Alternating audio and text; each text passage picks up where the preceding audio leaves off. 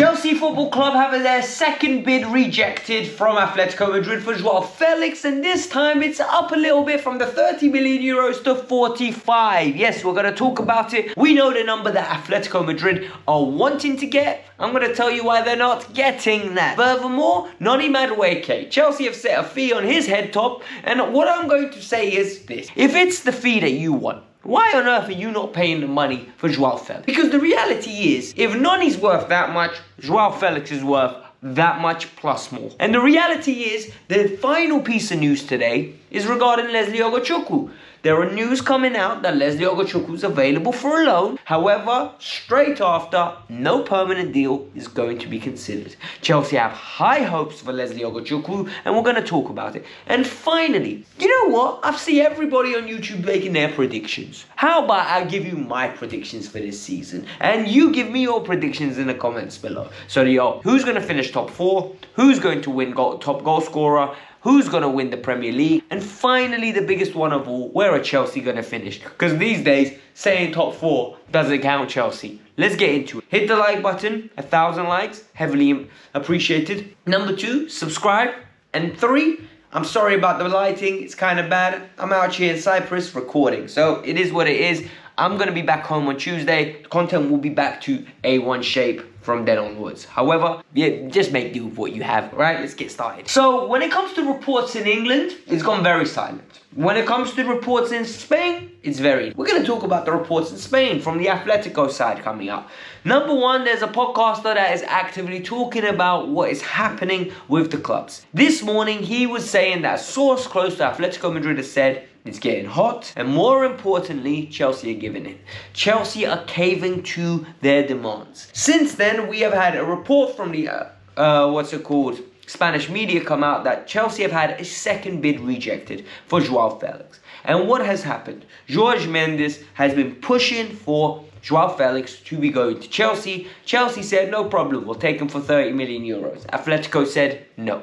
And then Chelsea now have put in a 45 million euros bid in.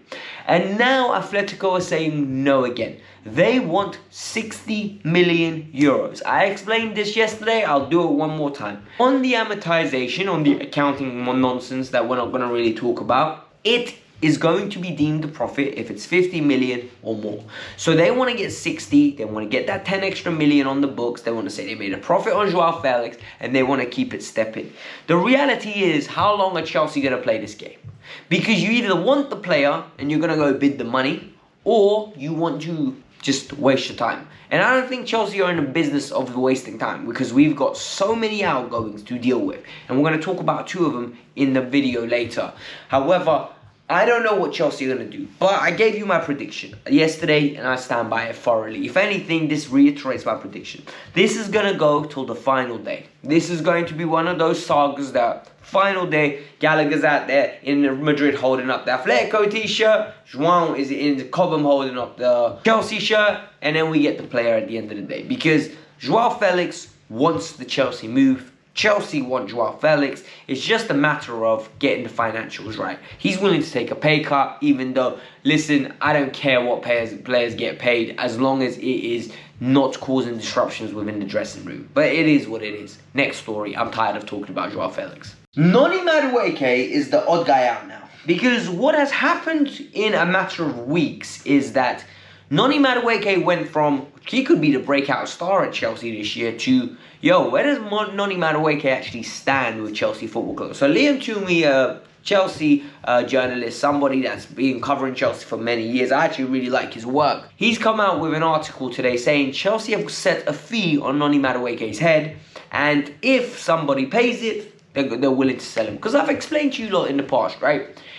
Under this ownership, every player has their price. Every player has a fee set on their head where if it gets paid, we might have to accept this. Because there's no such thing as an untouchable. Maybe Lamine Yamal at Barcelona is an untouchable. Maybe Kylian Mbappe at Real Madrid is an untouchable. Vinicius at Real Madrid is an untouchable. But there are players in this world where if you go and you put well over the odds, you're buying them, innit? It's one of those things. Noni Madueke's one, according to Chelsea and Leon Toomey, is 60 million Great British pounds.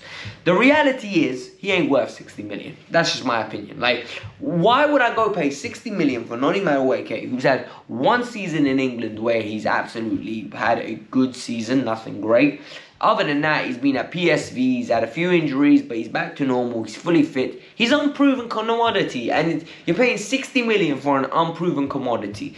Yet, Chelsea aren't willing to go pay 45 million, more than 45 million euros, which is around about 40 million pounds for Joao Felix. Like, it just doesn't make sense how Chelsea are pricing him. Personally, this is a very complicated situation for Noni Madueke, because this is how I'm thinking, right? Chelsea are going to have Pedro Neto, Palmer, and Chuku, guaranteed, right? Other than that, they've got 3 other players that are going to be fighting for 2 spots. Noni Madueke, Mykhailo Mudryk, and Sterling. Where do they fit in? We know Chelsea have intentions to get rid of Sterling. They don't like the wages, nor do they like the current production. Misha, they can't get rid of him, so he's stuck. Other than that, we've got a striker in Jackson and Guiu, and then that's it.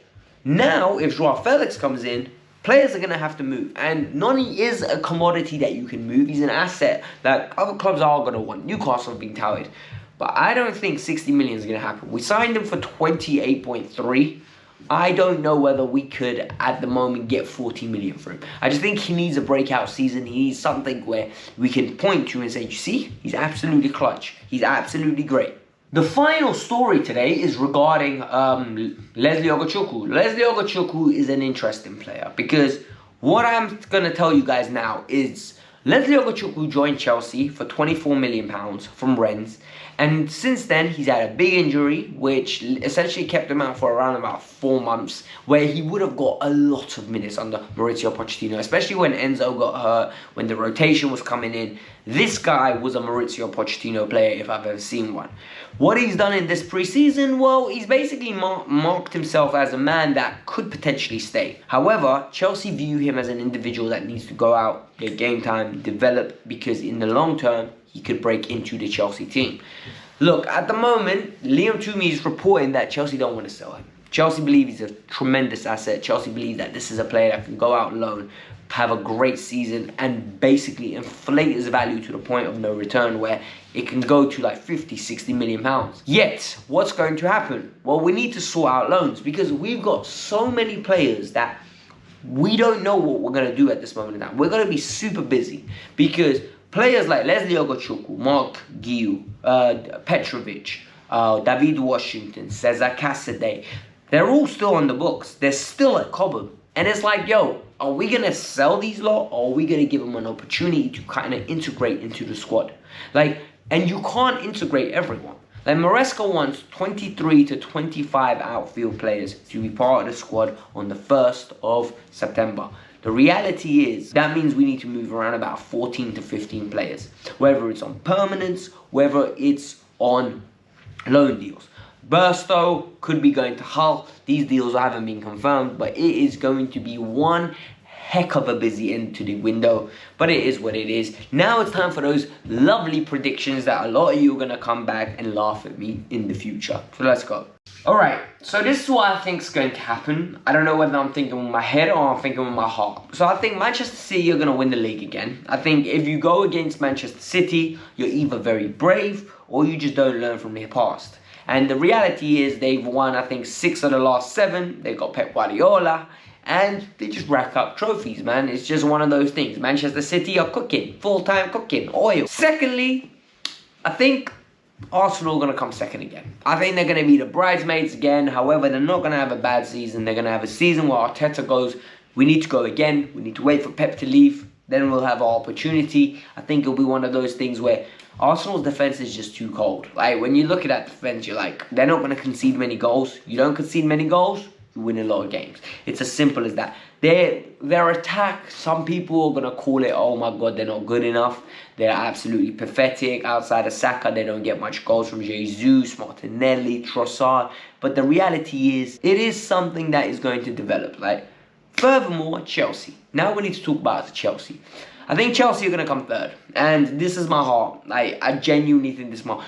The reason I'm going to say this is because I think we've got a midfield that is very good, right? We got a combination of Enzo, Caicedo, Lavia, Nkunku, Palmer can go into the midfield, Kani Chukwuemeka, Kieran Drewsbury Hall. That is a very good midfield with depth. On the right-hand side and left-hand side, we've got Neto, Sterling, Palmer, and Noni, potentially Joao Felix. That builds up a good thing. I really like Nicholas Jackson as the 9.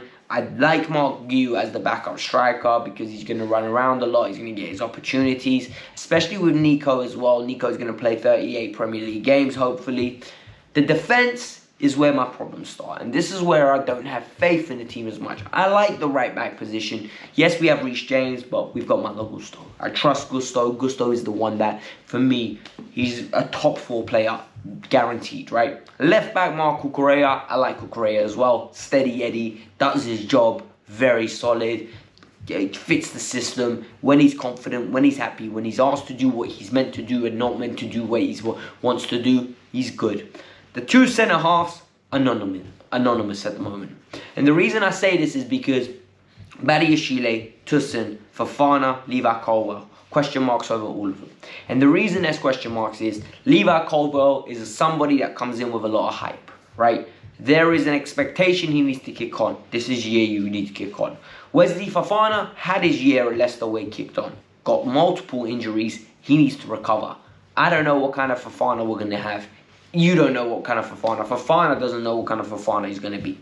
Then we've got Badiashile, who looked good, but now all of a sudden, he's in a limbo where he's making too many mistakes for us to say this is a bad patch of form.